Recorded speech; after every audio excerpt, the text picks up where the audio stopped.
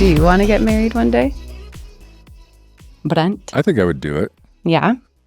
Yeah, I think I'd do it. I always knew, though, I was the kind of person that I needed to experience a lot of things in life. And if I'm going to make a decision, I know that's like probably going to be the decision.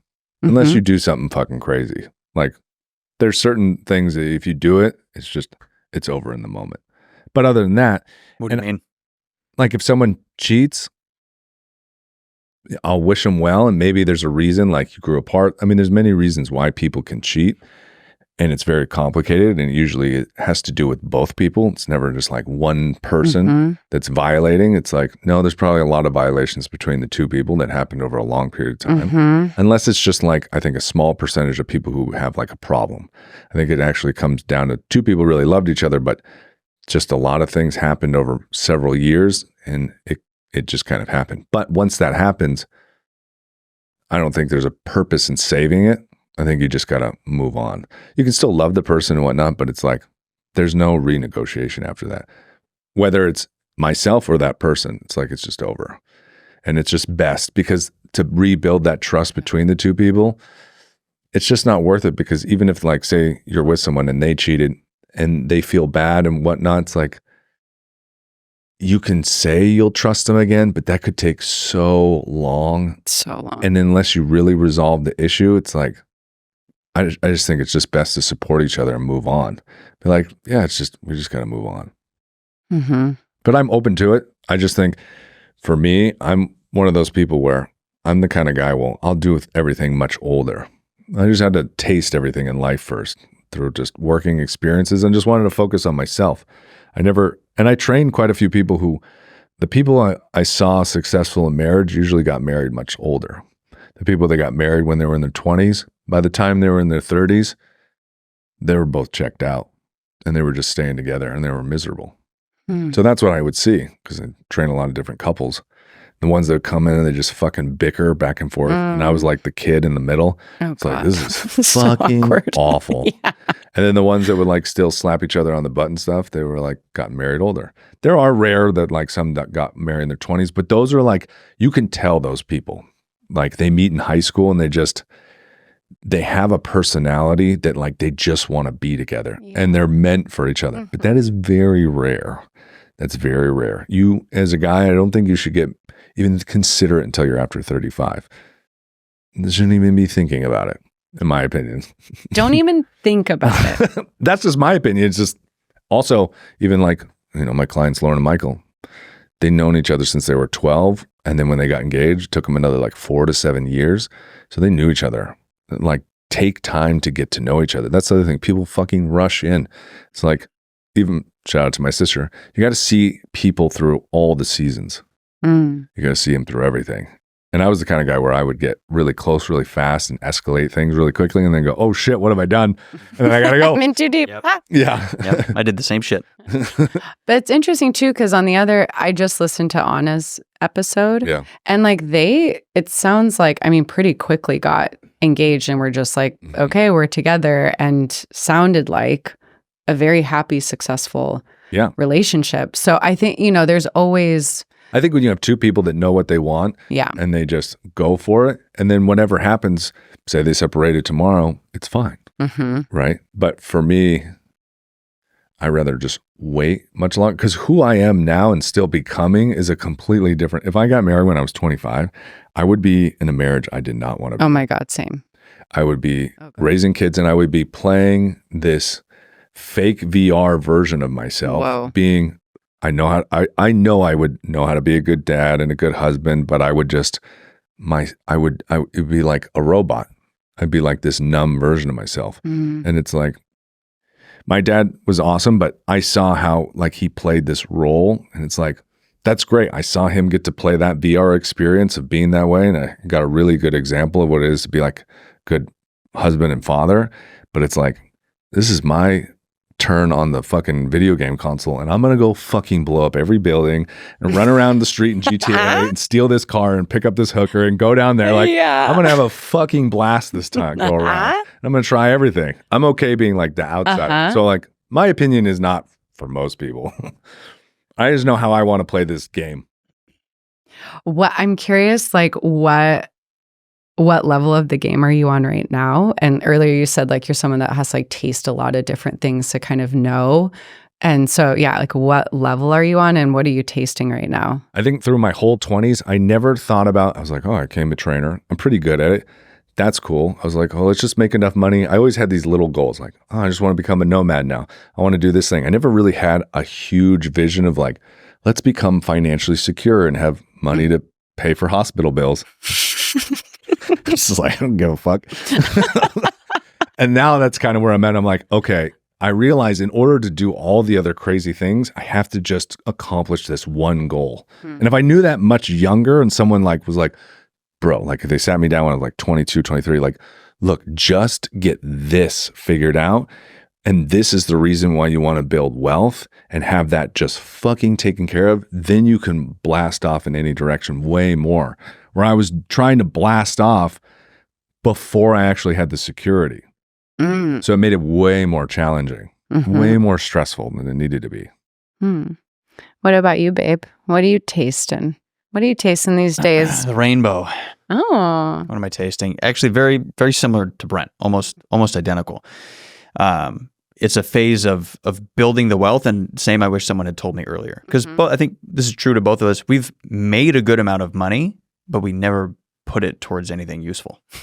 So we've just like we've never actually saved it. There was a point where I did put some in the stock market and had like a decent savings, and then we funneled it all into a business that essentially failed. So kind of starting from square one again.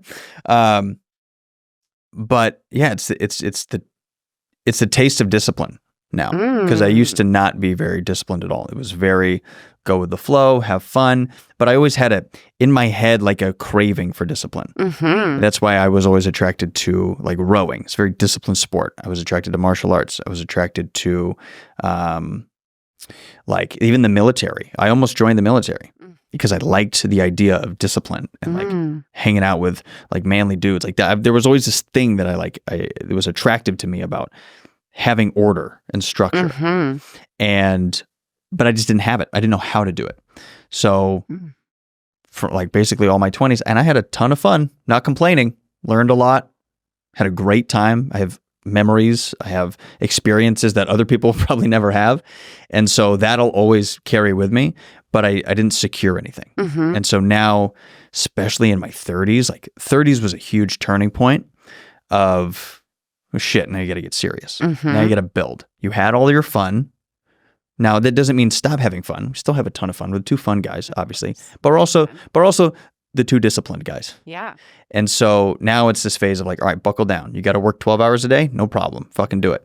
So my life has now become gym and work, gym and work, gym and work, and massage, gym and work. Sometimes fun sprinkled in there.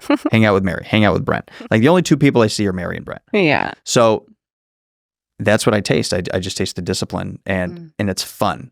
Like I'm actually having fun in the discipline. I enjoy getting to like accumulate and build something worthwhile because like Brent said, you know, when you have that security of wealth, you can blast off in all these directions. And when you were saying that, what I pictured was you blasting off like a rocket ship, but you have minimal fuel reserves. So you'd blast off and then you just fall back down. And you blast off, then you fall back down. You blast off, then you fall back down. And you never make it to that part of the atmosphere where gravity doesn't hit you anymore and you can actually coast and orbit. So now it's like, all right, build up enough fuel so that when you do fucking blast off, you can make it past, you know, the stratosphere or whatever. I didn't pay attention in science class, but whatever sphere you need to get to where you can then orbit the Earth. So that's what we're tasting is the ability to orbit. I think also when I was younger, my interest was like developing myself as a human. I didn't care about money. Like I wanted to, I saw so many people, and there was also like, they would get in relationships and then their world would shrink. Yeah. And I didn't want to be restricted to do fucking crazy shit. Yep. Like just disappear to a different country or take workshops and really work and get to know myself. And you see that people, maybe they become very successful or they've been career oriented and then they get to their 50s and 60s and now they're like, now it's time to do the inner work. It's like, I've done go the other way. I've done a shit ton of that. Yeah. And now it's like one missing piece to me is this stability. I I loved your analogy of the rocket ship and then blasting. You're good at analogies. He's really got some good ones. So what are you building towards? Like what are your dreams right now? What are you desiring to blast off to? Oh, man. I mean, I never thought I would be doing this here right now. So where it could go is unfathomable at the same time. But in the immediate, I want more time for deeper reflection so I can allow my creative energy to build more, because then I can create even more. So I'm trying to create a life where I have more of my own time to do that deep thinking or reflection and travel, because that's when I'm filled with all these different ideas to be able to create more. And same like when we're running our business or whatnot, when I'm in a bad place, it's when I'm so busy and I'm stressed and we're doing so much shit. Once that because I'm very much see 10 years in the future. I'm a very visionary person. And once I get too bogged down with stuff, it's like I'm trying to tap in and I can't see anything. And then that's when things become a problem.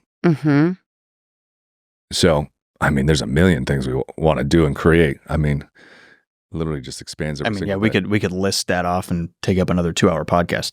Yeah, I mean, farm with llamas is at the top of the list. Yeah, I mean, I would love to have a Meow Wolf type podcast studio and have a gym that's just for us that has all the latest and greatest and old school equipment that we can train. I mean, I always thought ever since my 20s, and that was a bit of thought. It's like if I were to live my day, that exercise.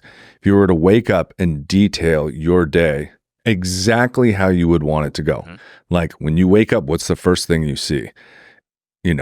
What is in your room? What time are you waking up? When you get up, what's the very first thing you do? What's the next thing you do? Do you go to a job? Do you not go to a job? Do you go to that job on a bus, on a bike? Do you walk? Right? When you come home, how do you spend your time? That's always been a thought exercise in my mind. And Austin is a manifestation of quite a bit of that. And then now having that, it's like, okay, now I see even more into the detail of what I want for that vision and more.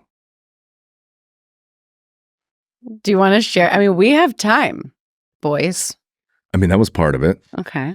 I mean, I want to be able to, I don't know, every 3, 4, 8 weeks, take off for a week. I want to explore more of the world and get creative ideas. I love creating products. It's super fun to create. We're just trying to lay systems in place so we can do that faster and easier. I think the next piece is we need to become more successful so we have more resources, and then take more of the things that fucking slow us down and annoy us at the same time off the plate, and then we can speed up even faster. It's like being on a basketball team, and right now we're playing all the fucking positions. And it's like, no, I'm the fucking three-pointer shooter.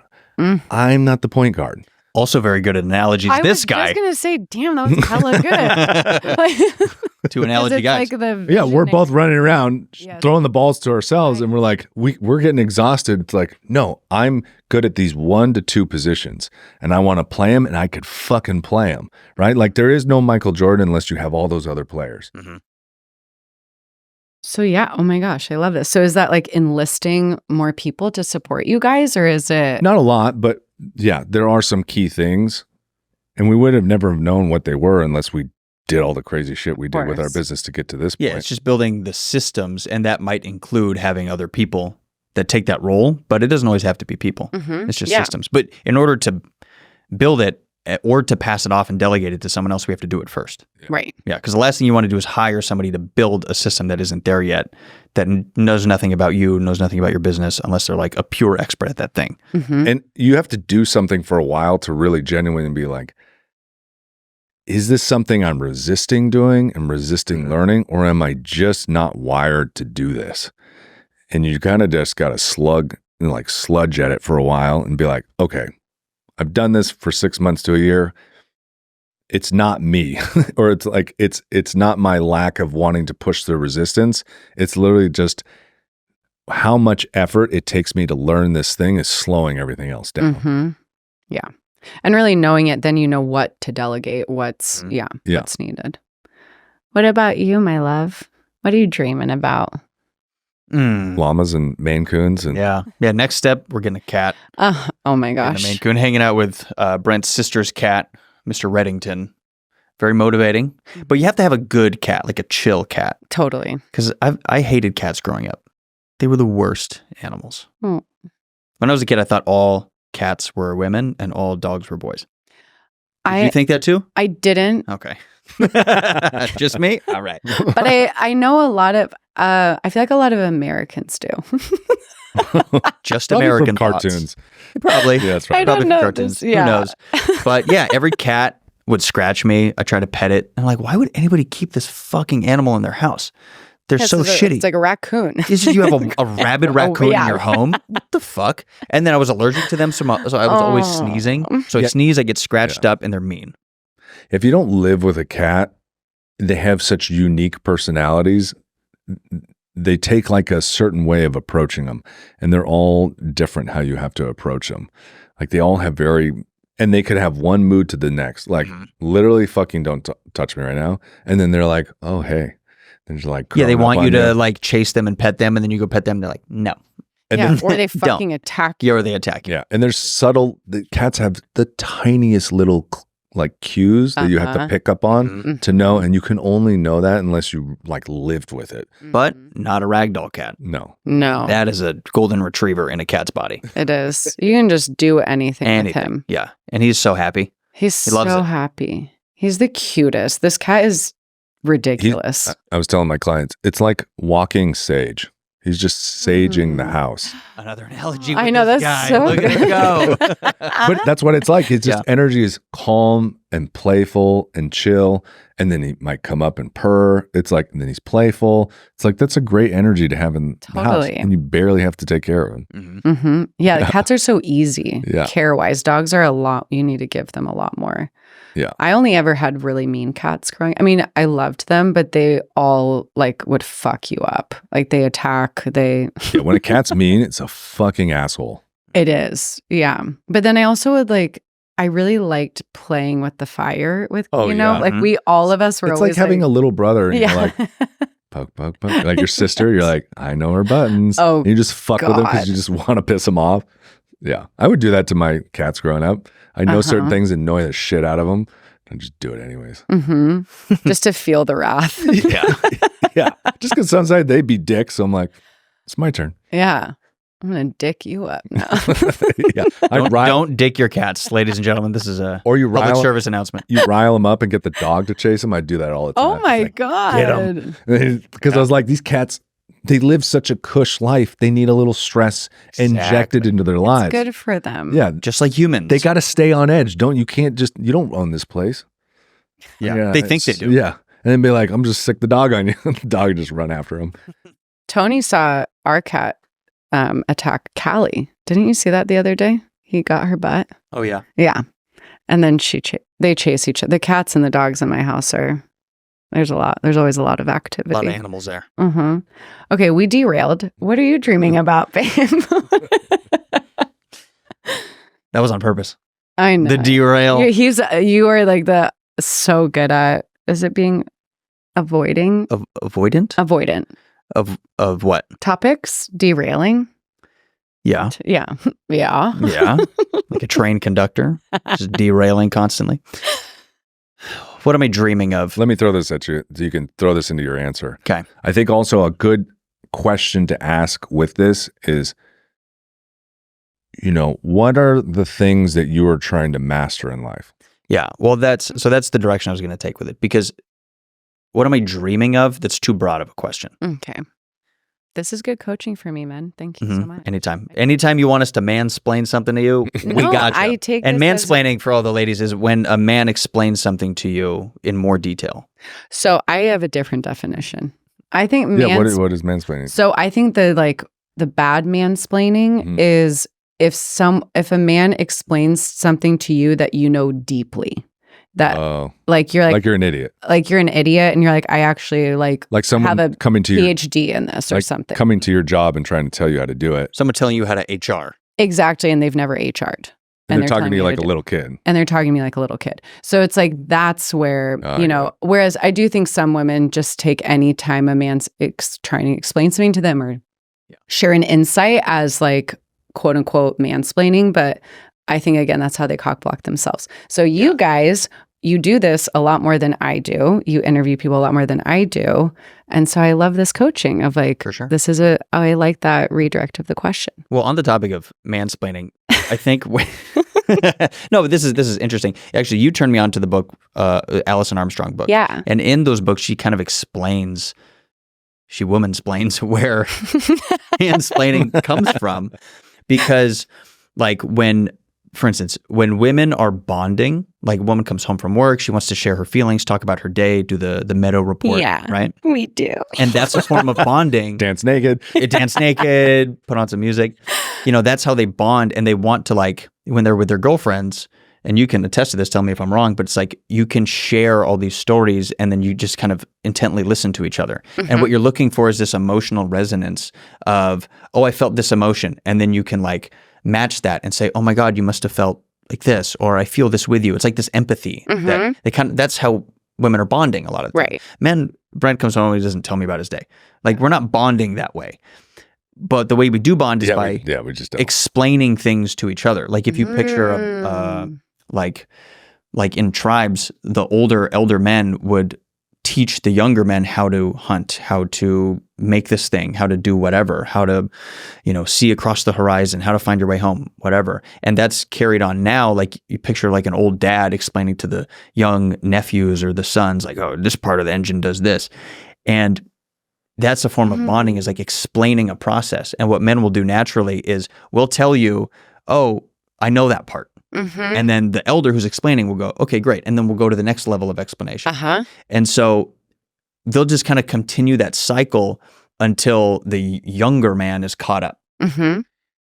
And so that's kind of what men are doing when we quote unquote mansplain a lot of times. Is like, we're just trying to bond. It's like, oh, let me show you this thing. I mean, there's times at work when a man's just being a dick. Sure. For sure. Yeah. But most of the time, and in my experience, like I've explained something to a girlfriend or a friend that's a woman, and they're like, yeah, I know, I get it. I was like, oh, I was just trying to like connect or like bond or like show you this thing.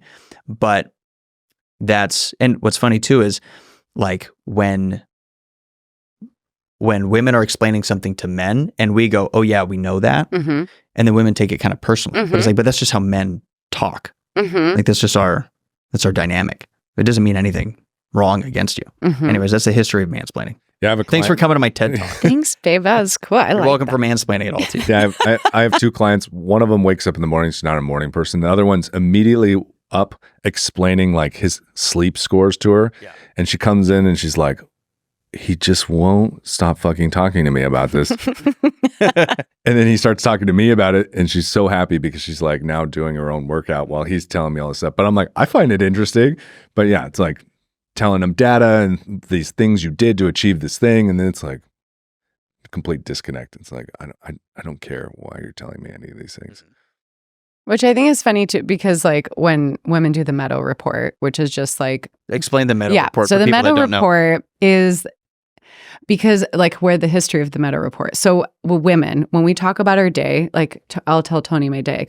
Okay, so I woke up and I was in like a pretty peppy mood. And then I like put my clothes on and I go to work and like I had this interaction and, feeling excited, whatever. It's like super detailed. I asked Tony how his day is. He was like, yeah, it's pretty good. Same old same, or, whatever. I'm like, what? Like in my mind, I'm like, there's so much that happens in a day. What are you talking about?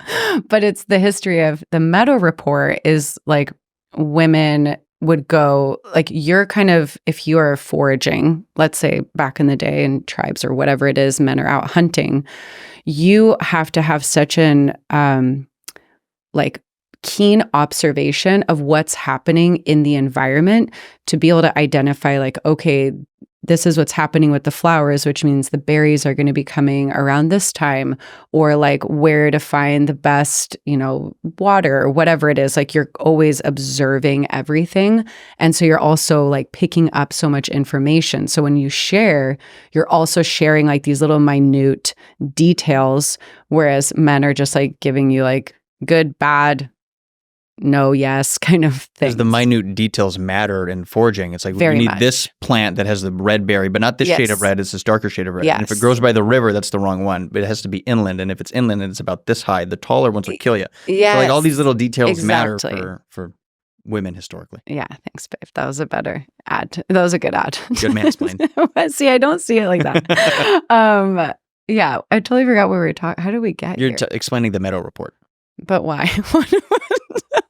What came before? Because I successfully derailed again. Now continue the Meadow Report. What about you were going to explain your vision, and then we talked about mastery, and then we went into all this stuff. Yeah. I know, but what was the thought? Why was I talking about the Meadow Report? I totally lost what we were saying. To just explain why women explain things that way? Yeah, well, like why You're just telling why. No, I know, but I had mentioned the Meadow Report. Yeah. I was like the Meadow Report. And you're like, why didn't you explain it? Yeah. But I was going to say, okay, we lost it. Well, this is derailed. Because you ask him about his day, and he just says one thing. Else. Whatever. I'm letting it go. I'm leaving it in the meadow. Yeah. A little cliffhanger for the spores for next time. You never know. I'll explain. Now the question's a little different. Instead of like a vision, I think I remembered. Sorry. Yeah, did you? I did. What is it? Do you want to do yours? Go. Okay. I was going to say that, because it was your clients in the gym, like her partner doing the data on this watch or the Oura Ring or whatever it is. And it's super boring to her, right? And then also, I think for men, and correct me if I'm wrong, but maybe sometimes it's really boring to hear the whole Meadow Report. It's like, okay, these are like unnecessary details that you're providing me. And I just like get to the point kind of thing. Or like, I don't need to know that all these like little details. So I feel like, and then for women, it's like can be really boring to hear like all the data, but I think it's like, this is where you recognize the differences between the two. And I still think it's like showing interest in it. I think that's where like you're then enabling the bonding to happen because we bond differently, but to still be able to like say, that's awesome, babe. I'm so glad you slept well. Or they're like, wow, thank you for like, I really got a taste for what your day was because you gave me so many details. I think the key for men is to listen all the time unexpectedly can be a lot. Like if she's just coming at you at different times. So it's like, as a man, if you can hold space and just really listen to her, she's going to be, head over heels over you. She's going to feel amazing.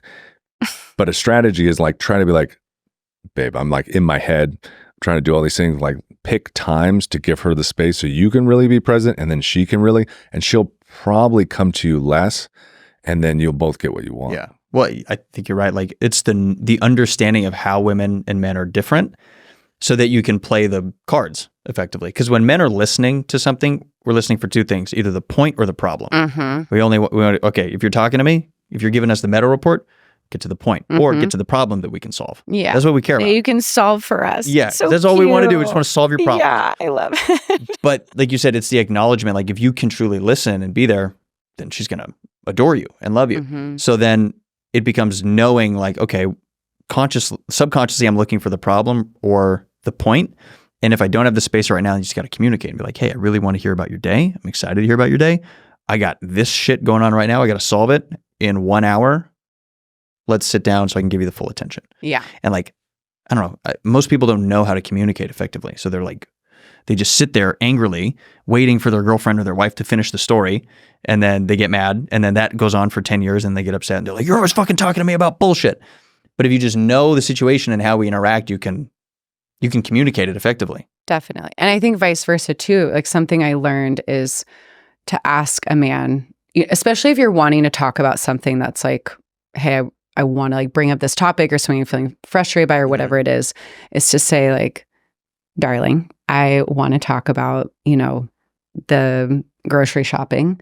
And I would love to know when a time, like what's a convenient time for you for us to talk about this versus like just coming at them, because men too are like more linear, like more like very focused on something. So if you're coming in and interrupting like a track that they're on, it's not going to be beneficial to either of you. But to then allow a man to tell you, like, here's when I have the space. So I think it can go both ways of asking when is a good time and then also expressing like when you're not in a good time to be receiving. Mm-hmm. Yeah, you've done that with me a lot, and I appreciate it because it's, you don't just bombard and assault me with, we're going to talk about this. It's like, hey, I have a thing I want to talk about. Do you have time tonight? Or when's a good time? It's like, cool. Now I know there's something I can give it the space. Definitely. Yeah, because we're very single-minded. It's like if I'm at work, I can't solve your problem and these problems and all those problems. Right. Just one at a time, please. Yes, exactly. And then I think too, as women, it's then like receiving whatever the answer is. And because, we can be impatient. Mm-hmm. So it's like receive it and then just be like, okay, great. You can release it until it's time to talk about it. Mm-hmm. Mm-hmm. I love it. Okay, visionary. And then we're going to go back to what was derailed. I'm tracking it all now. What were you saying? I think focusing on mastery of things. Mm-hmm. So those are like core grooves that will run through the entirety of your life and letting whatever takes shape around those things.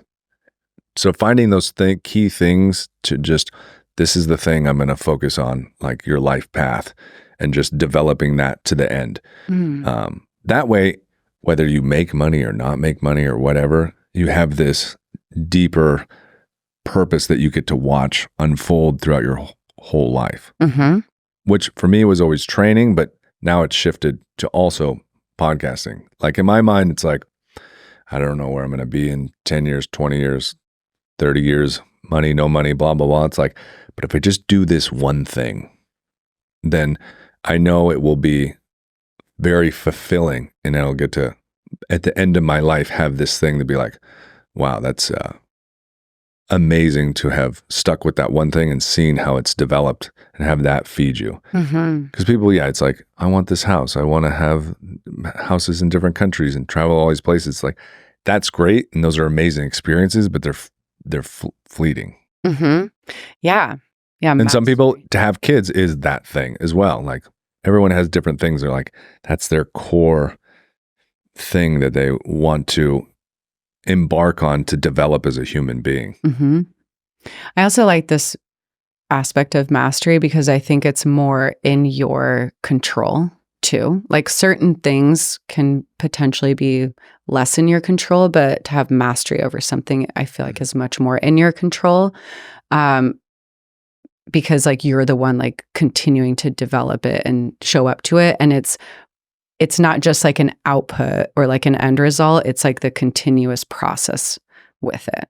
Yeah, it's the enjoyment of the process and then having the experiences as more time goes on, be like, whoa, I remember that through training where every 3 to 5 years, having the experience of like, wow, this is a thing I've been trying to figure out how to write programs for so long. Now it's like ingrained in me. Or how to like have flow with a conversation. Now it's like ingrained in me. But it would take years of doing something for Alton there. And with training, I feel like I've topped out in the sense that like my interest to want to grow deeper with it. It's like, you take up a language, you're like, all right, I've gone as far as I kind of want to go. And so I need to shift to something else. And with this, it's limitless. I mean, it's limitless creativity. There's millions of people you can interview, different styles of interview. I mean, and you can continually get better at having conversations, and mastery never ends. Like you can continually refine every little detail as time goes on. Definitely. Okay. I love this question. Tony. Yeah. What are you wanting to master or are in the process of mastering? So here's how I see life. You have a triangle. You have health, you have wealth, and you have family. And everybody likes to talk about balance, work-life balance, balance your life. I think that's an illusion. I don't think you can balance necessarily. Life is unbalanced. Like nature is to be unbalanced. There are no straight lines in nature. So you have to pick two. Not forever, but there are seasons when you have to put one on the back burner and you can focus on two things, health, wealth, or family. And within family is like relationships and friendships and things like that. And so you just have to decide, like, what are the priorities? You can focus on health and family, but that, might take away from your ability to create wealth.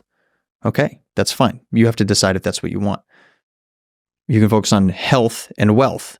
That might take away from time with relationships and friends and family and bonding and having fun. Okay, that's fine. But you have to decide which are the things that you want to focus on. So for me, in this season of life, it's mastery around health and wealth. And that doesn't mean that relationships aren't important. They're huge. They're priority.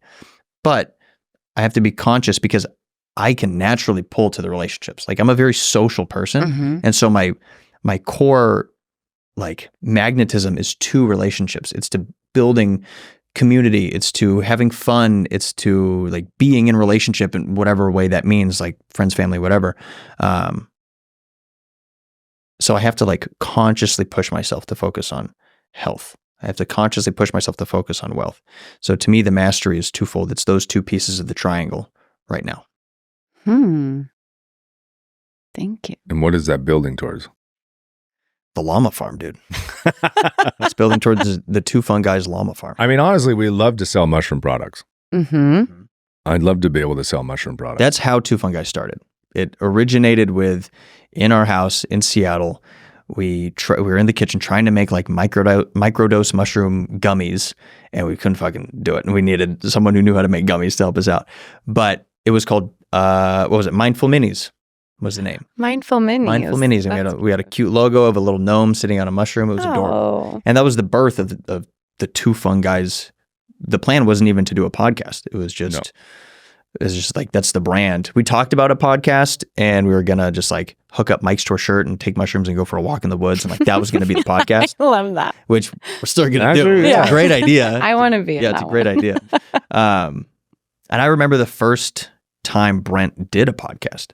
Like he bought this blue Yeti microphone, put it on the dining room table, and he's like, I'm going to do a podcast. And you're like, fuck it, you got a voice for podcasting. And then like the first episode, and then that turned into Bodies by Brent, and then that turned into Two Fun Guys. So it all like culminated from this one like idea back then from, you know, just selling mushroom products. And we've deviated away from that, got into e-commerce, learned a ton about sourcing products, international shipping, patent laws, trademarks, like all these things that we needed to learn. Very expensive learning. Very expensive. We didn't spend money on college, but we sure spent on this education. We basically have PhDs equivalent in how much money we've spent. But we've learned a ton, and now we can take that. And I feel like that derailing was necessary to then teach us the skills to then put it towards the thing that we actually want to do. And you talk to any successful person, that like any entrepreneur, they'll tell you it's not a straight line to success. You know, your first business doesn't take off. We had my friend Colton on the podcast a while ago. He started 30 businesses. All of them failed. The 29th was okay. Like he sold it for like 10 grand, nothing crazy. And then his 30th company took off. Wow. And he's a quote unquote overnight success, but that took 30 failed businesses, 29 failed businesses to make it happen. So you have to fuck it all up. You have to get messy, and you learn those lessons, and they're fucking expensive. But then you take those expensive lessons, you put them towards the thing that is your passion. So that's how we got here. Yeah, it's a lot of side quests. A ton of side quests. Yeah. Yeah, we haven't even talked about side quests. We haven't talked about side quests. Mari is the side quest queen. This is the side quest crew. Yeah. Well, how we became, do you want to explain what a side quest is? I feel like you should as the side should quest I? queen. Yeah. Okay. So a side quest is you're on a specific quest, a specific mission or intention for an experience. So let's say you're at a festival, because I'm going to bring it back to our side quest night, but you're at a festival and you're like, okay, we're going to go see Of the Trees. That's like the quest that we're on. You're there, you listen, great. But then it's allowing for intuition and the unknown to guide the way to an offshoot mission. So something that you weren't intentionally or initially planning to do, but that you fell into by invitation, either, external to you or within yourself. So we did a side quest night at the Eclipse Festival. That was so much fun. It was honestly like one of the top most fun nights ever for me. But I had this very strong feeling, like we were bopping around in the, after, I forget what came after Of the Trees, but we were listening, dancing. And then I just had this super strong feeling that Brent needed to be side quest daddy and lead us on an excursion. So I never taken anybody on my excursions. Oh my God, it was amazing. So, okay, because even further backstory on this. So we were at the eclipse. I was camping with friends. You guys were at the RVs, and there was no service. There was no way of really like getting a hold of each other. And so like the first day I was there, I didn't see Tony at all. And it was totally fun because I had Catter Day with my girlfriends, and it was such a wild day and so much fun. And then that next morning, a Sunday morning, I was like, okay, I'm going on a mission. This is my mission, was to find Tony. I was like, I'm going to get to the RVs. I'm going to figure it out, whatever. I walk into the festival. So the festival grounds are open like 24/7. There's something going on at all times. And it's probably like 8 o'clock in the morning or something. Yeah, it's dead. Just stragglers walking around. Stragglers. So I walk in and I look at I see a goat. Oh yeah, there was a goat. And I was like, whoa. And it was just like staring at me. And there were these two people like on a picnic blanket. It was almost like they were like posed. And like the goat had this little like handkerchief, like bandana on. And they were just petting it, like staring at me. It was like these two people and this goat all staring at me. I was like, all right. And I just like kept going. And then I run into Brent, which was so wild. Like I'm on a mission to go see you. Of course, then like run into Brent. Brent's a Capricorn. I'm a Capricorn. Goats are the Capricorn. I'm like, festival stuff. And Brent was like on his own side quest mission. Like he was going to the lake and like whatever. And he was like, oh, Tony's at the RV. And I was like, well, what are you doing though? Like, what kind of side quests are you on? Because maybe I want to come to these side quests with you. Because I love like a detour. So anyway, that was fun. So I knew that you liked side quests. And interesting. Yeah, like I just like picked up on that. So then we're in the show, and I just like really strongly intuitively felt like, let's fucking go on some side quests. And like I want Brent's brain and soul to guide us. So I like turned around and I looked at you guys and I was like, okay, guys. It's so funny. Before we went, I'm like, oh, we should probably go back to the camper. I'm like kind of burnt out. We'd taken acid, and I was like, I couldn't find a stage I could feel comfortable. I was just like, just like my skin kept feeling like it was crawling. But I think that night we were all trying to kind of like stay together, and it just like felt kind of restricted. And then you were like, no, just fucking go for it. I was like, all right, here we go. Yeah. And I just looked at it, I was like, Brent, I want you to guide us. Like wherever your brain goes, like if we're somewhere for 2 seconds, like I don't fucking care. Like we will follow you and just like ping pong to the around. Ends of the earth. To the ends of the earth. Like I will, like wherever you want to go. I was just like, yeah, let's fucking go. And then Brent, like you literally like lit up. You're like, yeah, okay. Oh, I'll do that. I was like, yeah. And then we met this couple that was awesome. I loved that couple. And they're like, we want to come on the side quest too. I was like, okay. And we like start out like to go fill up our waters and like go tinkle, take care of the bio needs. But I was like, they can't come. Like, I just fucking knew it. I was like, we need to be nimble. Like the 3 of us are going to be nimble. 5 is too much. And like, we just need to like, be little creatures of the night together. And so I was like, okay, guys, they can't come. And Tony, you're going to have to be the one to tell them that they can't come. And Tony was like, okay. Takes care. I look over, they're like hugging. They're like, oh, okay. It was so great to meet you guys. I was like, perfect. Like I knew he needed to be the one to tell them because Tony's just like so charming and charismatic and like good with people. And I just knew you were going to communicate it the right way. And then it was like all of a sudden, like the gates of hell in the best way, like opened up. We became creatures of the night.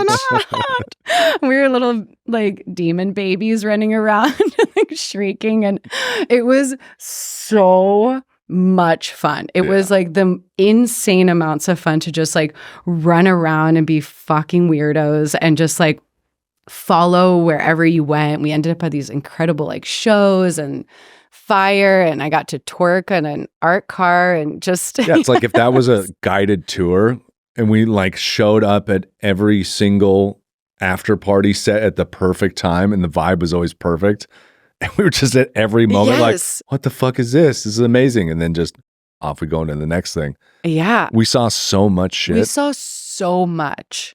At one point, we walked up on a fucking Native American drum circle, and we're like, quiet. And then we go to the fucking bass art car, and then we're like, getting crazy and down. Then we go into the chill area, and we're having deep conversations. Oh, it's the cutest conversations. Just everywhere. That's the best. The best. Yeah. The best. Yeah. And I think like that's, if you're open to the side quest in life, like that's what makes life super meaningful, I think, is to allow for the detours and allow for the unexpected and to actually like seek it. I think this is how we can best play with life. I love every day thinking about like, how can I play with life today and like being alive and play with other people and like say things or do things that like throw people off to then like get to, you know, create. Cause like you can have like your own little mini side quest just in a conversation by like taking it a different direction. That's so fun. Yeah, there's something I'm trying to think about like how we apply, and I think we are applying this to our own business. It's like, and I think that's what kind of got in my head. I was like, we're trying to like make the Amazon thing work so hard, but it's like maybe it's not supposed to work out exactly as we envisioned it, as long as the end result of whatever we're trying to achieve happens, and maybe life or whatever's trying to guide you. I don't know, there was a business coach or whatnot. He's like, if you keep hitting a certain wall, don't keep going up against it. It actually means to just move a different direction. It doesn't mean to stop going, but it's hard to decipher if you're not pushing hard enough or it's time to pivot. And that's like an interesting, I think. Yeah, that's hard to know. In the process of like learning that with business, it's like, when is it, you're not putting enough effort, or you're being resistant to moving it forward, or no, this actually is the business or life telling you like, no, you got to look at a different angle or a different path with this to move around it and be able to let go of it. But it's tricky because you don't want to give up on something. It's very hard to decipher. It is. I actually think this goes back to mastery. Like if you think about mastery of health and wealth right now, there's so many mechanisms to achieve health and wealth, right? So it's like accepting and the surrender, like trying out different mechanisms, but then knowing when to release them or trying different ones to get to the ultimate like desired outcome. Because it should never be like a thing more so than a feeling or a skill or whatever it is. I think that's true for people trying to achieve fitness goals. It's like people follow certain routines or go to certain gyms or workouts that they just hate. And it's like they have to decipher, is it me being lazy and not wanting to go do a workout? Or like me going to therapy, I was like, is it me being resistant to having to explore feelings or emotions? Or is this actually really not the path and what I need? So I should actually be okay going another direction instead of being like, oh, I gave up on this thing because I didn't want to push through it. It's like, no, actually, that's not actually going to fulfill the need. Have you gained any insight into how to discern for yourself when something is working or not? Like whether you need to push harder or let it go? I think so. When I was much younger, I would just beat at something for a long time. I think that's like when I was in my bodybuilding phase for a long time, I realized I didn't enjoy it anymore, but I had outside forces being like, no, this is who you are and you need to keep pursuing this until you achieve it. But really just like my heart wasn't in it or it didn't really resonate anymore. And just finally being like, I'm judging myself for not continuing to be like, no, I'm just going to give myself freedom to just only practice yoga. And that was an amazing allowing myself to go do that. So I think it comes and goes. You have to check in with yourself a lot. I think you just have to reflect on like, is this something I really do enjoy? Is this the right path? Is this actually helping me get to my goal? What about you, Tony? Any wisdom nuggets with discernment around that? Nothing that's going to blow anybody's mind, but I think just writing it down. Like, and I'm absolutely a hypocrite because I don't fucking journal for shit. But if you're struggling with it, I would say 5-minute journal though. I would say journal. Yeah, I have been doing my 5-minute journal. Shout out to Anna. Thank you for the 5-minute journal. I love that journal. But when I did journal, I would go in phases, right? Because I'm not consistent with it. I don't do it every day, but I'll go for like a month and then fucking not do it, and then do it for another 3 weeks and then not do it again. But I do notice a difference when I am journaling because it gives you time to just put your thoughts down. And instead of all of these ideas and words and thoughts scattered around your brain, you are literally just putting them in a linear fashion on a piece of paper, and that just helps you organize them. So there's a practice that actually, this is a tangible practice that you can do if you're trying to discern if you're on the right path. You have 4 decision-making centers in your body. You have your head, your brain, because you think with your brain, you think with your heart, you think with your gut, right? Like a gut feeling, and you think with your sex, with your root, right? Like you make decisions from like this primal area. That's a decision-making area. People say, oh, I know it with my gut. That's a decision-making area.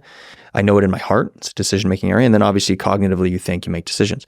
And so when they're all speaking, trying to figure out a problem or make a decision, that's 4 voices yelling at you. And so there's a practice where you can just sit quietly and like feel what one of those areas is saying. Like ask yourself the question and be like, okay, let's separate this. What does my brain think? Like logically, what's the answer?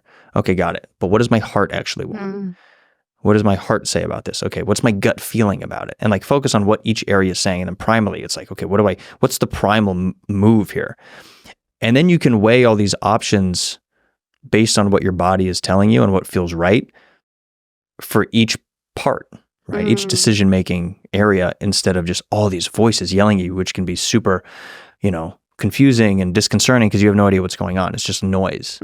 So to your question and Brent's point of like discerning if I should keep going down this path or switch it to another direction, ask those 4 parts of your body and then see what the answer is. You have like a council in your body. You have a council of elders that you can talk to with all the wisdom of the world. We just don't know how to use it.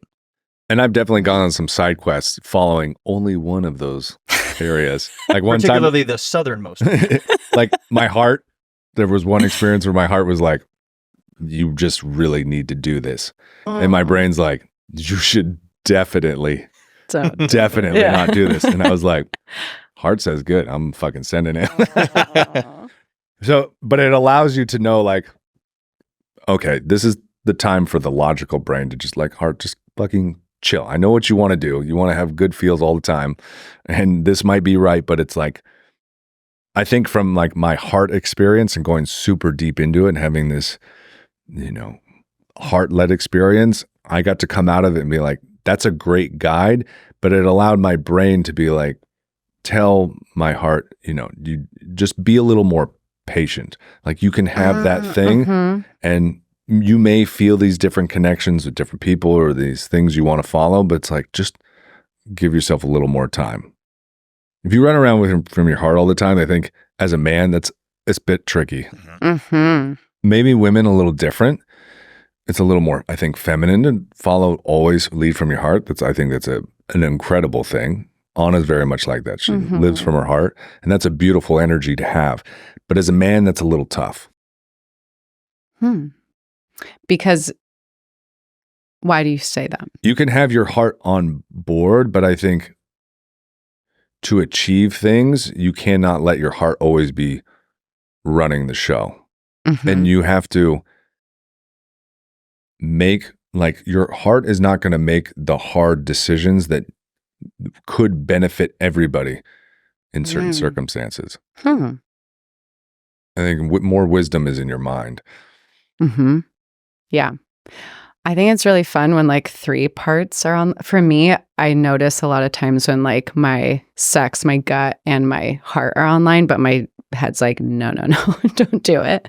This actually has happened a lot in our relationship for me, where it's like, they're all like, go for it. And my head's like, is this a good idea? And then it's like, I have that effect. Yeah, you do. And I actually, for me, that's when my life opens up in the most beautiful ways, is when my more like body primal parts are all like swimming in the same direction, but I have to move through a lot of fear with it, or what I think is rational or irrational, and then moving through, and then it opens up my mind. It allows for more expanse when I can do that. But it's challenging when one's online with something and the others aren't, or like two or whatever, when it gets more conflicted. But yeah, I think the heart too just does lead on the most epic side quests. Yeah, it's true. I think at the end of the day, though, just trust your gut. Yeah, because your gut's going to tell you if something's bad. It's like if your gut says no, it's a hard no. Yeah, because that's like so instinctual. It's like your backup mechanism, like warning. Yes. Definitely do not do. Yeah, danger. Like there is, it's like the part of you that can feel when someone's like being manipulative, or like when there's like, you're like, I don't feel right. I don't feel right. Yeah, there's I don't know what it is, like on the surface, like logically this person's not doing anything wrong, or like the situation isn't wrong, but there's something I really feel off. Yeah. Ooh. Yeah. Every time I've decided not to trust my gut, I've regretted it.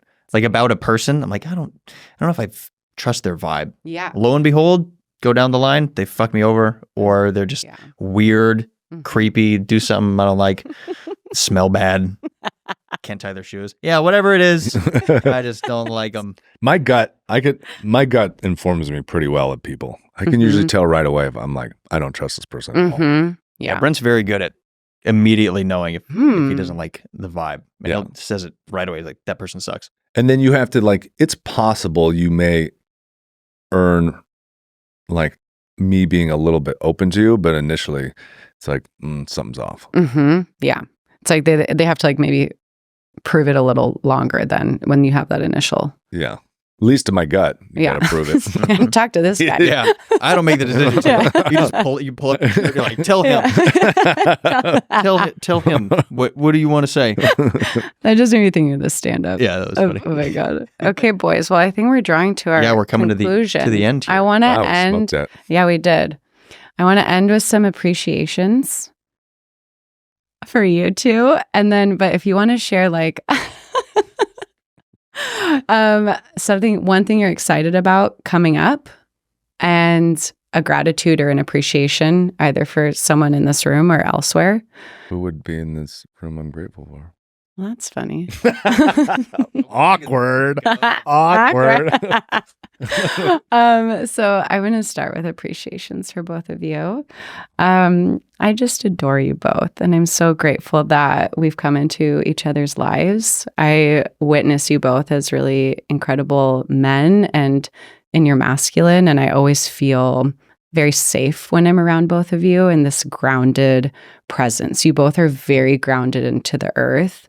And I love how I get to feel like silly and flirty and playful around you, and just having the invitation and the encouragement to be the side quest queen, and to just be in my full expression. So yeah, I just really respect both of you and the risks that you take and the creations that you do. It's like really inspires me to see how you guys live your life in such a visionary and creative way. Wow. Yeah. Thank you both. Thank you for having me here. And what are you looking forward to? I'm looking forward to, there's actually so many things on the horizon. But I'm really looking forward to Cabo. Yeah.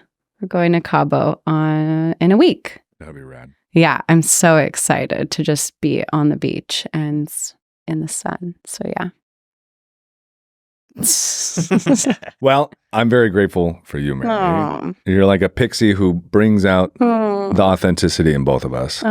So it's nice to have feminine energy and playful energy around, because we could become very rigid and like, get this fucking mission done. So it's nice. It brings a lot of play. And I really appreciate that. Yeah. And you have a very feminine energy, not one I experience often. Yeah, she has kind of a very Anna energy flowy, similar, fun. Heart is completely open, so it's very enjoyable. Thanks, Brent. And I appreciate the fuck out of this guy. Aww. I'd be a hot mess without him. Who knows what the fuck I'd be doing. I would have gotten some idea and could have been deep into Mexico with some cartel. I mean, who knows what's happening? Like, this man allows me to make the visions possible. He's the thing that helps me lay the groundwork. He like brings the ideas into reality. Without him, I couldn't do any of this shit. There's no fucking way I could have done Amazon. Would have given up in 2 months. Fucking dealing with a computer, not fucking ever. And we definitely wouldn't be doing this. And to allow me to have a different self come out on a podcast would have never happened if I didn't have this guy with me. Yeah. I mean, we could go on for an hour just expressing gratitude for each other. I love it so much. I just want this. Should have asked that question earlier. I'm sorry. Well, we can just, we can go as long as we. I mean, looking forward to most is having the resources so we can go on more epic side quests. Like, we were talking about this just the other day. It's like, I want to be able to just take off for a week to Colorado in the summer and we go up there and we have a cabin and we can hang out and we fucking have our cats and we get ideas and go hiking and do fun shit. And like, that is like what I most look forward to is like getting an idea and like, let's go on an adventure. That's my favorite. Yes. Adventure time. Adventure time. You're about to go on an adventure. You leave tomorrow. Yeah. Don't you? I got to go shopping. So I haven't bought any clothes or anything for it. Oh my gosh. I need the pressure of the, yeah. That's how I work best. It's just like school. You don't write the paper till the night before. That's when you do your best work. Yeah. Absolutely. Or, I mean, Or I guess you don't have anything to compare you go to bed it and to. wake up and go, Yeah. oh, I guess there's nothing I can do. So I never wrote it. Point so of no return. Now I'm fine. Yeah. You get peak stress, never do anything, and then the stress goes away because you're like, well. Yeah, once you release the need, you're like, I don't give a fuck. Fail me. What are you going to do? Yeah. I should have just thought that from the beginning. Yeah. I should have just not stressed and not done any of the What work. was that all about? Yeah, just chosen to not do it from the beginning. Oh my gosh. Oh, man. Well, I'm grateful for, obviously, you two. I feel like we got backed into the corner here. There's got to be someone in the room. Oh, so yeah. But you don't have to. yeah, okay. Whatever. Outside Jerry. I love Outside Jerry. Cool homeless guy. Very grateful for Outside Jerry. I'm very grateful for you, Mari. Thank you so much for everything. Like Brent said, the feminine energy that you bring it's a grounded feminine energy. You know, a lot of times feminine can be up in the air, which you are still. Like you lift us up in a way that allows us to, and I told you this very early on when we started seeing each other, that you make me be more of an authentic person. And that is what is so important in a relationship. So I appreciate that a ton. Very grateful for you. You're a pixie. A fairy pixie sprinkling fairy dust everywhere. We should dress up sometime. She'll be a pixie. We'll be 2 llamas. Hell yeah. Yes. We should have done that for this episode. Oh my gosh. What were we thinking? We weren't thinking. We weren't, obviously. And Brent, you're fine, I guess. Anyways, I'm grateful for. No, I mean, the sentiment I have towards Brent is exactly the same. There's no way I would be doing I would not have a podcast. I wouldn't be doing the Two Fun Guys. I like to think of it like this. I'm a lawnmower. And it takes a while to get me revved up. And then once I'm revved, I just kind of go steady, just chugga, mowing the lawn. Brent is a fucking rocket ship. And it takes a long time for him to, get fueled up and get all the systems in check and everything's ready to go. But then he fucking just blasts off. But then he comes back to earth and he's got to rest for a while. Yeah. And I think that makes for a good duo because if you're just a lawnmower, you don't have the speed to keep up with the things around you. But if you're just a rocket ship, then you have no continuation of your momentum. Right. And so Brent would explode into the stratosphere without me, and I would just stay mowing my lawn forever without Brent. So the two of us together, I think, is a dynamic combo. And I'm super grateful for you. Like, you help me be more expressive, right? Like the performer part of me that likes to come out has been so suppressed for a long time. So I wouldn't do Amazon without you either. I would have given up on day 6. Like, fuck this, dude. This sucks. Yeah. So, man, I couldn't think of a better person to have on this Two Fun Guy adventure. Basically, single-handedly running the whole operation while I work. So, fucking grateful for you. What am I looking forward to? The expansiveness of the future. Like, literally all of it. I'm looking forward to all of it. There's no thing I'm not looking forward to. Even the downsides, even the shitty things, because they all lead to something incredible. So the adventures, the abundance, the fun, the laughs, the Thailand ladyboys, whatever it is, whatever we're going to do, whatever we're doing, we're going to have a great time. Aww. So yeah, I'm grateful for this podcast, this time, this present moment, all of it. So thank you, both of you. Thank you. Any last words, Mari? To the spores. To the spores. What do you say to the people? To the spores. May you all be in friendships that are as loving and grounded as the one that Tony and Brent have. May you all find something to appreciate and be grateful for every day, because there is so much to be grateful for. And then spread it. Spread it like little spores you are. Spread that mycelium. Inshallah. Yeah. Inshallah. It is done. In God. 2 fun guys, twerk break. 2 fun guys, twerk break. 2 fun guys, twerk break. 2 fun guys, twerk break.